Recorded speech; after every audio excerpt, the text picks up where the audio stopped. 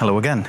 So first of all, Mag North have done a great article about the event, and it really delves into the many ideas I had putting this all together in the first place.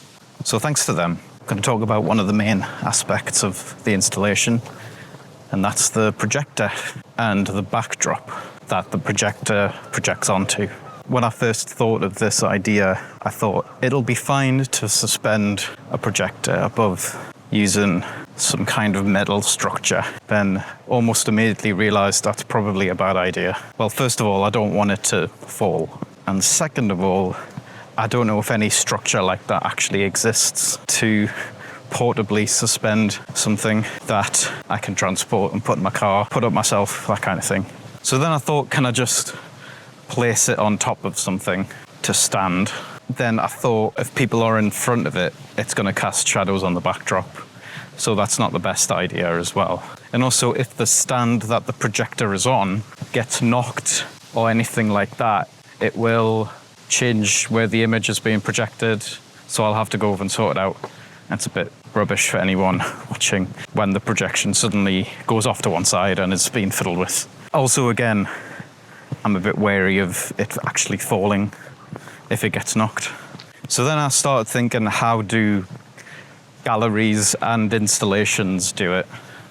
And how do they not cast shadows? So I looked into it and learned of the existence of short throw projectors. They throw a lot of light from a short distance away, but they still are designed to either be mounted or placed on something. So looking even more into it, I found there's ultra short throw projectors, which can sometimes be placed just a few inches from the screen to project quite a large image. So I thought that's probably the best way to go. Put it as close to the backdrop as possible. I've been mentioning cornering off the projector. That's what I've been talking about. So it's going to be on the floor. So hopefully that works well. We'll see.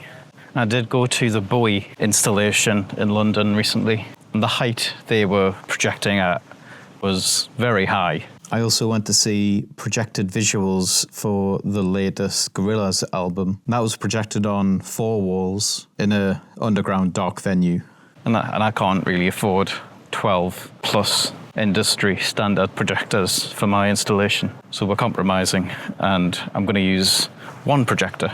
The projector itself, I researched quite a few different ones. Then I found one that can project quite a large area with just being, again, a few inches from the screen. So I've went with that one. But yeah, overall, when the surroundings are dark, even with a little bit of light, the image is very crisp and bright, which is exactly what I was looking for. Here are some images projected onto my wall. That's not actually an aquarium. The projector is making it look like the sea creatures are actually on the wall. I might talk a bit more about the projector at some point. I'm still testing it out, but I'm quite happy. Hopefully it serves quite well in this event and any other upcoming events. So the backdrop, what's it going to actually be projected onto? I got a bit obsessed with trying to make a stackable panel. I thought if I get it made out of wood, I could stick them all together and just slot them on top of each other. So I ended up contacting quite a lot of timber merchants and even cardboard manufacturers to see if they could do such a thing. And the only thing that sort of came close to what I wanted was they could supply me with 3 panels, and then I would stick them together and paint them white, and that would make 1 panel. But to get the full setup, I'd have to have about 5 stacked up on top of each other and 4 of them. So the cost was quite a lot. And also, I've never really stuck wood together. So there is a possibility it could have fallen down at any point. So I was describing this to someone and they mentioned, why don't you try cardboard boxes? So I went out and I got some cardboard boxes to try it out. So here you'll see them stacked up on top of each other. And it does work quite well. I clipped them together at the back and they made quite a sturdy structure. So I thought I could paint those. However, there are gaps where the cardboard box curves to make the box. It wasn't ideal, but I did think I could put these boxes up and then drape over some kind of material to then project onto. What I realised quite quickly is the depth of the boxes are quite large, and if I'm doing it in small venues, that really limits the amount of space. And on top of having to have the projector in front of these boxes, that space is quite valuable for people to be in, and I don't want to make the venue any smaller.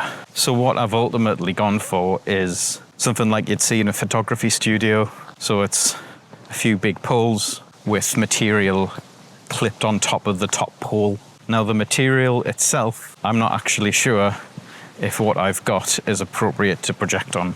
I read quite a lot about different materials. Cloth is too thin, so the light will pass through it.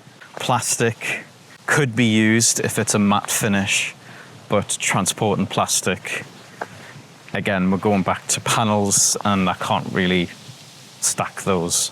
So I've gone for some PVC, and I did sort of want to make it a bit more organic. Cardboard would have been perfect, but it's just not really possible.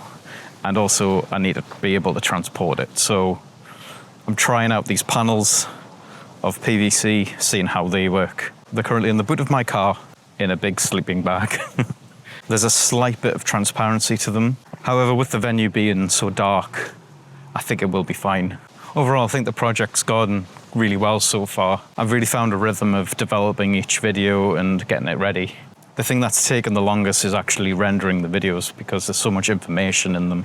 They're 4K, they're in HDR. It's taken quite a while to render each video. Also, at times, if I have set my PC to render out something, it's failed at a certain point, so I've had to dig into what's gone on.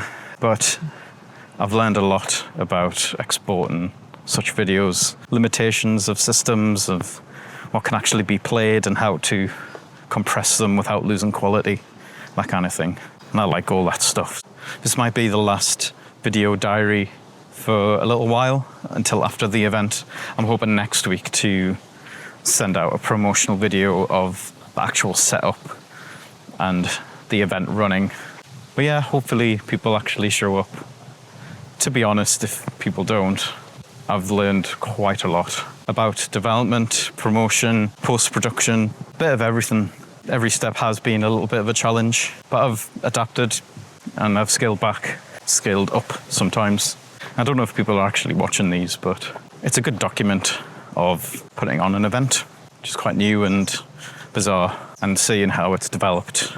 The event's coming up to just 1 week away, and if you need any information, I've hopefully put everything on the webpage. Feel free to give me a message or an email. Yeah, and we'll see how it goes.